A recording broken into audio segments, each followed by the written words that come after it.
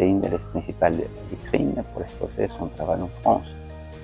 Le groupe Visionnaire étrange défend des courants artistiques comme le surréalisme ou le réalisme magique, l'art visionnaire. Cette année, on présente une collection des artistes de plusieurs nationalités, depuis l'abstractionnisme ou le réalisme lyrique jusqu'au surréalisme. C'est un salon d'après-guerre. Une de ses principaux objectifs, c'est réunir des artistes de plusieurs courants artistiques et le mettre dans le même lieu à cohabiter avec son travail. Cette idée d'après-guerre place à ce salon à un niveau d'actualité aujourd'hui très important. Dans le moment qu'on vit, seulement l'art peut nous sauver. Le salon, c'est très important parce qu'il y a quand même quelques centaines, si ce n'est pas quelques milliers d'artistes qui se réunissent chaque année et qui exposent à Paris, dans la capitale, et qui peuvent se comparer au public qui passe quand le public est autorisé à rentrer dans un salon. Effectivement, dans le salon, en général, il y a plusieurs dizaines de groupes. Et chaque groupe a une tendance artistique un petit peu différente. Et ce qui est très bien parce que les artistes qui exposent dans le groupe, même quand on ne les connaît pas nominativement, on reconnaît un peu en regardant les tableaux qu'ils appartiennent probablement à ce groupe-là.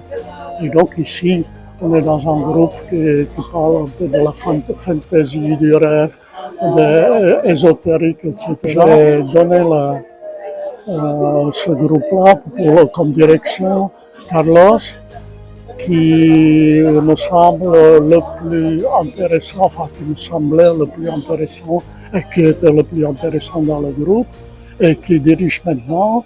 Mais il y a quand même, je lui proposais qu'il garde pas les anciens membres du groupe, mais qu'il récupère ou crée un nouveau groupe avec la même tendance, avec le même aspect artistique. Et effectivement, on le constate quand on visite le groupe visuellement, que les artistes qui sont là, que je ne connaissais pas d'ailleurs, sont toujours dans cette spiritualité, dans ce concept fantastique et où finalement le rêve se traduit en peinture. Мене звати Уляна Турченко, я з України. На цьому салоні представлена моя робота Никс.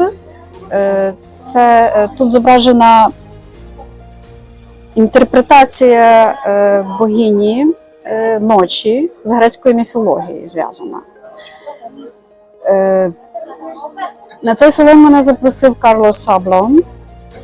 Я була дуже захвачена тим, що я була запрошена, тому що це дуже велике видовище, так багато артистів. І ця група, вона є виняткова, тому що тут представлений стиль, власне, в якому я працюю. Я вважаю, що рівень робіт, які тут представлені, дуже високий. Hi, I'm Titat, Thailand artist. I love to create surrealism style because that make me have unlimited imagination, excited, challenges, and enjoy with my work so much. Basically, in my paintings talk about comparison between human and animals. Behavior. I always have a question that are they same or different in my feeling? as a human, we still have some animal distinctions. Then, I use many animal shapes and forms as symbolic to telling stories about that. Thank you. Katarina Sadriak, jestem z Polski. Witam wszystkich serdecznie z Paryża, z salonu Comparaison 2023.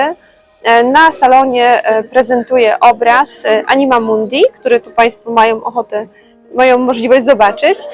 Anima Mundi jest obrazem olejnym na płótnie w rozmiarach 161,8 na 161,8. Inspiracją do tego obrazu jest, tak jak do całej mojej twórczości, są obrazowania wszechświata, ograniczona paleta barw reprezentująca 3 pierwiastki we wszechświecie. Astrofotografia jest tym, co mnie inspiruje bezpośrednio. Na salon Comparaison zaprosił mnie Carlos Sablon z grupy Visionnaire Entrange. Jest to moja pierwsza wystawa we Francji, pierwsza wystawa w Paryżu. Jest to ogromne wyróżnienie. Cieszę się bardzo, że jestem w gronie jednych z najznakomitszych artystów świata właśnie w tym miejscu. Dziękuję. Ma toile qui est représentée au salon Comparaison cette année s'appelle Déjeuner sur le trottoir. Dans l'histoire de l'art, évidemment, il y en a quelques toiles un peu plaisantes de détente, déjeuner sur l'herbe, en commençant par Giorgione ou Monet. Là, c'est une représentation de tragédies, de familles, notamment plusieurs familles qui sont obligées d'émigrer, de plus vivre dans leur pays, où certaines personnes, comme les femmes, se retrouvent à se nourrir sur le trottoir. Et derrière, il y a une reprise du tableau de Poussin, l'enfance de Jupiter, où je l'ai transformé. C'est comme une enfant qui se nourrit du lait de chèvre. En fait, les enfants sont abandonnés ou laissés avec les grands-parents et les adultes ils sont obligés de partir et gagner leur vie ailleurs. Cette année, vraiment, il y a des artistes très très forts qui Carlos Sablon, il a réussi à le faire venir du pays différents et je suis très très content de partager cette année l'exposition avec eux et être exposé à côté de eux. Donc bonjour, alors Jeanne Saint-Chéron, je suis heureuse d'être ici aujourd'hui au vernissage du Salon Comparaison dans le groupe de Carlos Sablon, voilà, qui m'a fait l'honneur et l'immense plaisir il y a 3 ans maintenant de m'inviter à rejoindre Visionnaire Étrange et j'étais extraordinairement surprise et agréablement avant tout, voilà. Et je présente une toile. Alors bien sûr, je suis artiste professionnelle, c'est mon métier depuis à peu près 25 ans. J'ai été beaucoup remarquée par mes chevaux et notamment Carlos a remarqué ça sur internet. Voilà. Et donc quand je présente une œuvre sur le salon ici tous les ans maintenant, eh bien j'essaye de travailler une œuvre onirique, imaginaire, flirtant avec le surréalisme et autour du cheval justement. Voilà, parce que c'est un petit peu ma marque de fabrique, même si je me diversifie beaucoup maintenant. Et donc je travaille à l'acrylique. Je suis passée à l'acrylique il y a quelques années. La peinture à l'huile, j'en ai fait pendant longtemps cependant, voilà, donc c'est un médium que je connais, mais j'ai choisi cette technique-là pour des raisons pratiques et de santé également. Voilà. voilà. Et je me suis complètement voilà, intégrée à cette technique. Elle m'a apprivoisée, on va dire, et puis sa rapidité de séchage me permet finalement un travail spontané, voilà, de pouvoir être au couteau après avoir sans attendre les temps de séchage. Voilà, au niveau c'est un petit peu technique. Et donc mon travail est quasiment centré exclusivement sur le couteau au niveau de la technique. Et autrement, je suis dans des sujets, on va dire, de plus en plus vers l'imaginaire. C'est-à-dire que j'inclus des éléments qui sont, voilà, qui n'existeraient pas dans la réalité de plus en plus.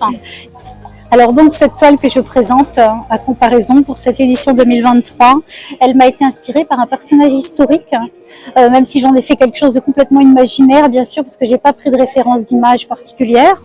Et donc c'était la première femme pirate française au Moyen-Âge. Elle s'appelait Jeanne de Belleville. Et qui a été, voilà, qui est devenue pirate par amour pour son mari, qui a été trahi par le roi, voilà. Et donc elle s'est battue pour ça toute sa vie. Elle n'a jamais été attrapée par les gardes du roi, voilà, ni par l'armée. Et donc c'est des personnages historiques comme ça qui m'inspirent. Parfois j'aime beaucoup les femmes guerrières par rapport à ce qu'elles représentent au niveau de la symbolique dans le monde et en France, voilà, en particulier.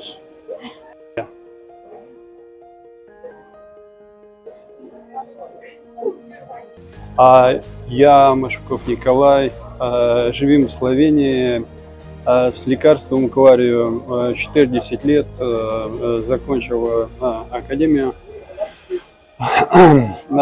Только на салону присутен же Другич в группе Карлоса Саблона. И желел бы такой захвалить тему Фанту, организатору, за энкратную экспозицию, то, что он народил. И я делаю так стиль мягкий надреализм. И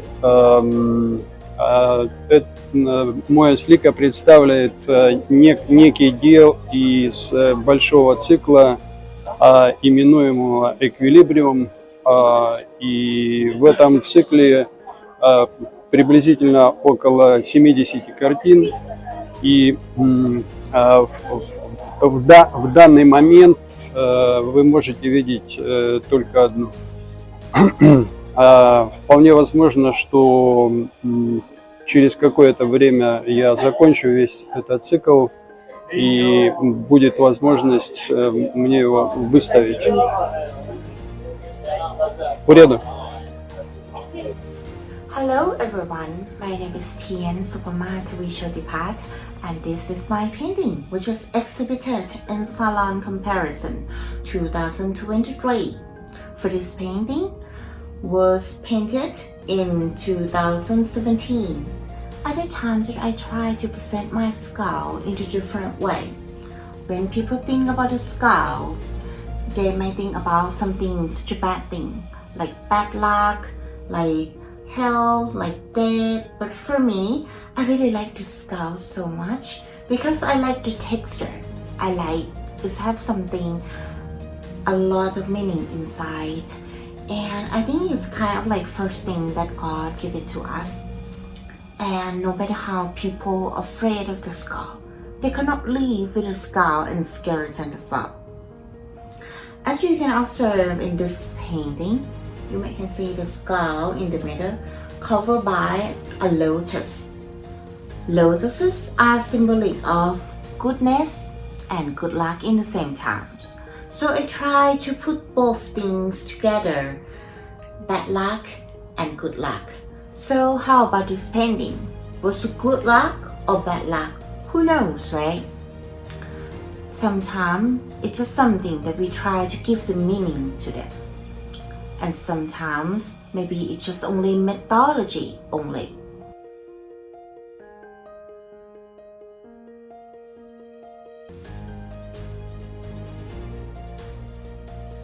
Bon, écoutez, cette toile Berlin est une toile de mon père, Jean-Pierre Allot, qui est né en 1925 et qui est décédé en 2020, est une toile qui m'a toujours fascinée. parce qu'elle puise son inspiration sur une figure qui revient toujours, c'est la figure de Janus, le dieu à deux têtes. Et là, il s'agit donc de Berlin, c'est la ville de Berlin qui se déploie en deux têtes, Berlin-Est, Berlin-Ouest, sur le fond de cet aigle à deux têtes, avec le paysage qui crée la fusion entre les deux têtes. Et en fait, c'est une sorte d'oxymore, puisque il y a une tête qui va vers la guerre et l'autre vers la paix, mais en fait, tout ce monde-là est entremêlé. Et c'est une toile que j'ai toujours adorée, et en fait, qui correspond bien à ce que mon père a toujours aimé faire, c'est-à-dire utiliser une inspiration, là, elle est proprement antique, mais en même temps, la drainer vers le contemporain. Et c'est une toile qui parle à notre époque, avec l'Ukraine, la Russie, les oppositions. Les études que mon père a faites étaient aux Beaux-Arts, et il a toujours été donc dans une figuration, mais c'est sur le plan de la dimension plastique était ultra importante. Il n'a jamais voulu faire de l'illustration au sens la copie, mais il y a toujours un sens derrière, mais il se détache du surréalisme. Le symbolique pour lui il doit être au service des arts plastiques. Et donc il se manifeste en tant que peintre du réel et du rêve mêlé. Hein. Donc là, on est bien dans un réel, puisqu'on voit tous les monuments qui sont là sont vérifiables, et en même temps, on est dans un rêve, puisque on est dans cette tête de Janus sur fond d'aigle à deux têtes. Alors les couleurs, le rouge, le vert, et le jaune, tout ça, ça reprend le drapeau de Berlin. Et puis là, c'est un chevalier, évidemment, c'est un chevalier du Moyen-Âge, avec tout l'armement guerrier. Et là, évidemment, je me souviens, j'avais posé, enfin j'étais habillée, mais avec le tournesol qui symbolise la paix, avec le petit ours qui est là. Donc c'est une toile que j'ai choisie justement pour rejoindre, enfin pour être en relation avec ce groupe lyrique, onirisme. Et Carlos Sablon m'a sollicité justement pour donner un hommage à ce père Jean-Pierre Allot qui l'admirait. Et là, je suis contente parce que il est en bonne compagnie, puis je suis très fière de lui. C'est important de voir l'espace qui prend tout le tableau. C'est on voit le souci qu'il a de ne pas combler l'espace pour ne rien dire, mais sur le plan plastique, de confronter la figure, le paysage, le sens, et de ne pas se diluer bêtement par des anecdotes à n'en plus finir. En fait, tout de suite frappé par le sens et l'allégorie de cette figure à deux têtes, tout de suite.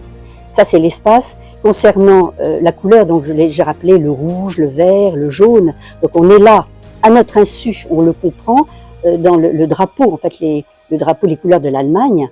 Et puis, dans les figures, la manière dont l'espace est habité, il y a des figures humaines, puisque vous voyez les deux têtes, la femme, l'homme, casqué avec la figure animalière.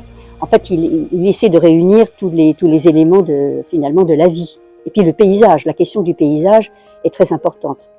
Imaginons cette même figure sur un fond neutre. Eh ben non, il n'y a pas cette respiration. Ce qui est extraordinaire, c'est ce paysage où nous respirons.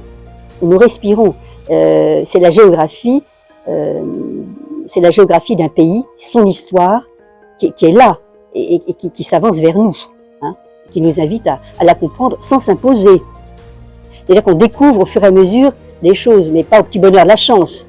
Il y a une évidence aussi. Hein. Ce n'est pas un tableau crypté avec des mystères. Vous voyez ce que je veux dire? Ce n'est pas du tout ça.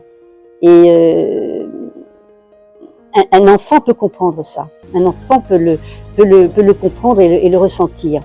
Et concernant la texture aussi, la texture de la peinture, donc on n'est pas dans la matière. Il a fait des tableaux où il y avait de la matière, où il y avait des collages de papier, il a mêlé sculpture et peinture, mais là, on est dans à peu près une technique lisse, et les applications qui sont dues au hasard, il a utilisé des calques, il a peint sur des calques, il a appliqué ça sur la peinture, donc ça fait symétriquement des formes qu'il a réutilisées pour les transformer en ailes de l'aigle.